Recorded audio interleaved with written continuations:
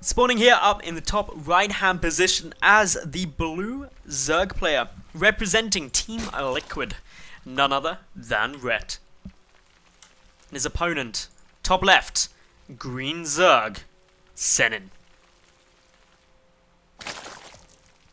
Now, Habitation Station is gonna be the map that these two are battling it out on. Best of one, and therefore everything on the line. In a ZvZ in a best of one, my god, it's tense. I think the only more tense position is a best of one in a PvP, when you're just going to be sitting there like, I'm going to die, I'm going to die, I'm going to die, I'm going to die. That's how I play a PvP anyway, because I'd be terrified that whatever I did as a build order, my opponent would counter, because even though this is 2014, and people have worked out actually, hey, there's tons of ways to open safely in PvP where nothing is really going to kill you outright. I don't know how to do that.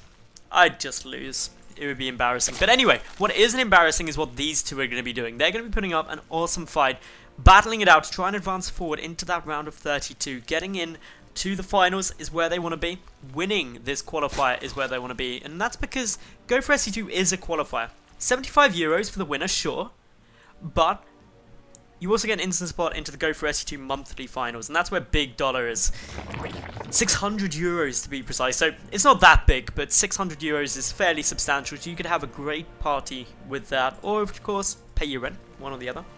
For the moment though, is just looking fairly standard, both players opting to go hatch first. Now, you might be thinking to yourself, hang on, why is there a hatch first on a map with only 2 spawn positions? And that's because it's actually quite big. As we can see, these Overlords do take a fair bit of time to make their way across, only just scouting each other now, so it's not too likely that you're going to get too much aggression coming in early. Rather, looking to go a bit more passive and really get your economy in good check. A couple of gases getting taken now. Red's slightly ahead in that extractor timing, which should mean that Senin is a tad ahead in either a queen or a drone, but it just seems that actually Red has managed to sneaky in that extractor without much harm in his way, and he's also got enough there for the queens. He's probably going to bank up a couple more minerals so he can start the double queen production basically at the same time. He needs 300 minerals for that. His spawning pool nearly finished too. Over at Senin's base, playing a very similar style, just a bit later on that gas, about 40 gas behind, which isn't absolutely massive, isn't tiny either, but it's a decent amount that you're just going to be keeping a close eye on. Double queens coming down on both sides for the moment. Not much else really to be saying about things that are occurring currently, just because they're both playing very greedy in terms of getting into the mid game. Whether they both go for Mutalisks, we'll have to wait and see, but it is something that I suspect will be more likely due to how much dead space is around the close by air rush distances and things like that, and the fact that, hey, Mutalisks are good in ZvZ anyway. So, this isn't really a thrilling, action-packed early game as of yet. It can change very quickly in ZvZ, but for the most part, I'm looking to be relatively safe. A couple of Lings making their way in here for Senin. He's going to get a full scout down on what Red's doing, because he's got 2. If it was just that damaged one, then Red's queen could have moved to take it out, but since it was still all up, you might as well just keep the queen close so you can keep the injects on time. Meanwhile, Senin adding in a baneling nest. Red is too. His is a little bit later, but I don't actually mind that because I suspect that they're both going to be using their banelings defensively, as Senin is still droning consistently. And due to that, you're not going to be wanting to take any big risks. Senin adding in 8 Zerglings now. That's enough for 4 banelings. Obviously, and 4 more speedlings just there to help clean up anything else that may be coming through. Red isn't opting to add in any more lings of his own though. Instead, Red going up to a lair very quickly.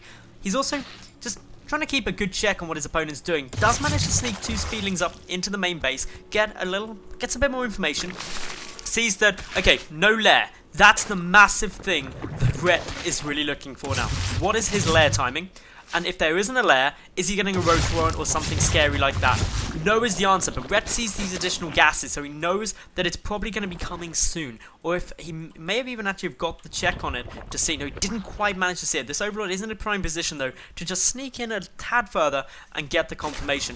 But regardless, Red significantly ahead in terms of his own lair timing, is getting some defensive banelings and that spine caller down in case some pressure is coming through. But seeing the additional gases should really spell it all out.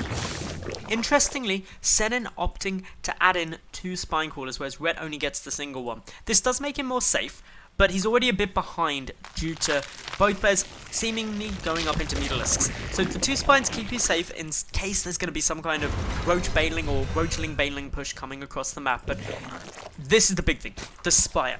Whoever gets Mutalisks up first, whoever gets ahead on that +1 carapace upgrade, whoever gets the superior numbers of Mutalisks in their flock is going to be getting far ahead in the match as a whole. The next most important thing is this third base that Red has also got started. If he can keep that and deny Senins, that's actually where some massive problems could start occurring.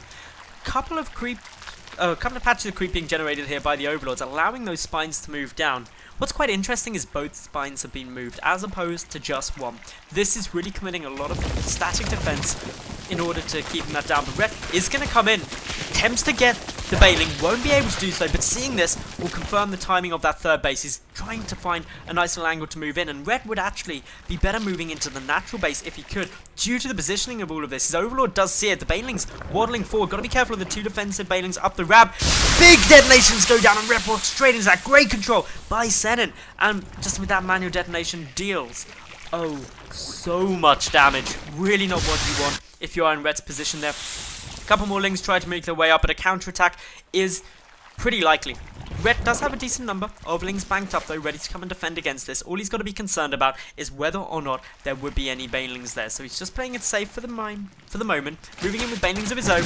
One nice detonation would be very good for him. Just saving the Banelings for the moment though, just due to having so many additional Zerglings of his own. And both players now transitioning comfortably into the Mutalisk stage. Red adding in a few more than that of his opponent currently. The overall gas count very similar. It's the mineral starving that's hurting them. Third base is not up yet though for Senin, whereas Red is mining off of both of those gases. So he's up at 6 gases compared to 4. And if we take a quick little look at how that affects things, it works out pretty solid. Nearly, well, around 200-ish more gas per minute. 2 Mutalisks a minute is how you should think of it. And that gives Red a good advantage the longer he keeps it up. He's only going to keep it for about probably 30 seconds, 40 at most, so it may only equate to 1 additional Mutalisk or that upgrade, but still, any lead is a good lead. The +1 carapace upgrade, very similar on both sides, 20 seconds ahead for Red. A small window of opportunity he may try to exploit later on in this match, but for the moment, neither player staggeringly ahead, looking to take the win anytime soon. Instead, it's going to come down to the 3 aspects of muta-on-muta engagements. Aspect 1, who has the more Mutalisks? Aspect 2, who has the better upgrades on those Mutalisks, specifically the carapace to reduce the damage of bouncing glaives. And 3, who has stuff of their own around the Mutalisk fight, be that Zerglings on the ground, Overlords in the air, buildings, whatever, because that will soak up some of the damage from the bouncing glaives too. Now I love this coming out from Senin at the moment. He's getting down an infestation pit, so he's preparing himself to transition into a more late game situation. Fungal growths can be massive. Red also losing a couple of Overlords here. Not quite supply block, but getting a little too close for comfort most likely. And he's going to be trying to push this back. He does have his +1 carapace done, but +1 carapace is about to kick in. And there we go for Senin. Both players start their +1 flyer attack straight off the back of this, as it is quicker than the +2 carapace. And therefore, we're now looking at a pretty equal game. Senin up by 2 workers. Gonna take a little bit of damage here as Bailings come rolling in nice. 5 workers get taken down there by the Team Liquid player, but what he hasn't seen is the fact that an infestation pit is on its way. Now, the infestation pit is somewhat of a gamble, and while it is a good thing to get, there's a risk to it, specifically when you're transitioning to get a couple of infestors out. Because they're so gas heavy, you're going to reduce your Mutalisk count, which makes you vulnerable, and reliant on getting some good fungal growths on a clump of mutas. If your opponent doesn't fall for that, or doesn't get trapped by that, you've suddenly got some wasted gas that you didn't really want to have.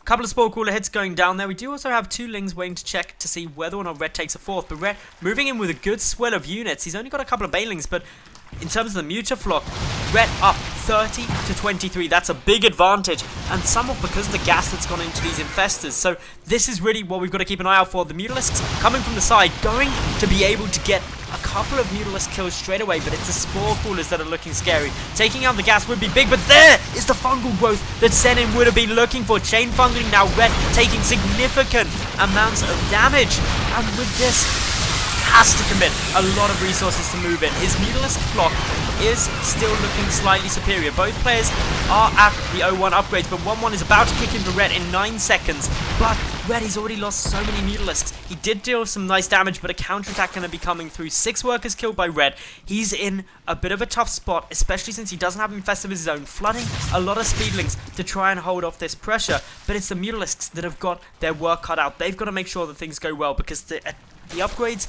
gonna be level very soon, so you've got to be exceptionally careful with how you play through this.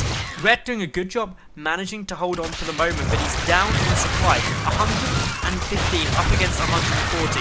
Going in with some Speedlings, getting some okay trades, but with the Mutalisks coming in now and the reinforcements for Senin, not a fight that he wants to be taking. Red only sitting about 20-30 supply down, and with that, it's got no choice but to GG out. Senin advances forward into the next round.